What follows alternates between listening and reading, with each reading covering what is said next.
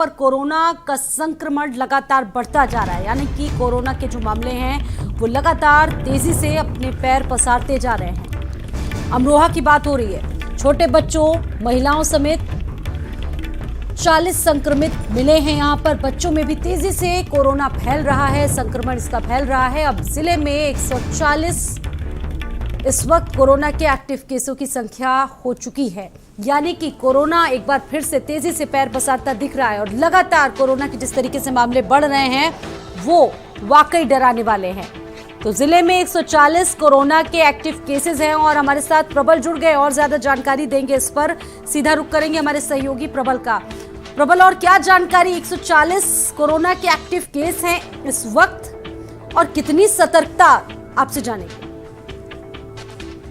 देखिए, संक्रमण का रफ्तार एक बार फिर से बढ़ने लगी है। रोजाना कोरोना संक्रमण के नए केस सामने आ रहे हैं। बाजारों में लापरवाही बढ़ती जा रही है। अस्पतालों में भी लोग और चिकित्सक यहां तक कि बिना मास्क के वहां पर जांच परीक्षण कर रहे हैं। लगातार जो है संक्रमण फैलता जा रहा है। हाल ही की बात करें तो छोटे बच्चों महिलाओं समेत 40 कोरोना संक्रमण यहां पर पाए गए हैं, जिसके बाद अब यह संख्या बढ़कर 140 हो गई है। लगातार जो है एक्टिव केसों की संख्या बढ़ती जा रही है। बावजूद उसके जो प्रशासन है और स्वास्थ्य विभाग है इसको संजीदा नहीं ले रहा है। लगातार कोई भी रोकथाम के लिए वहां पर कोई इंतजाम नहीं किए जा रहे हैं। चिकित्सक भी बिना मास्क के वहां पर खूब टहल रहे हैं, जांच परीक्षण कर रहे हैं। ऐसे में जो संक्रमण है वो लगातार बढ़ता जा रहा है।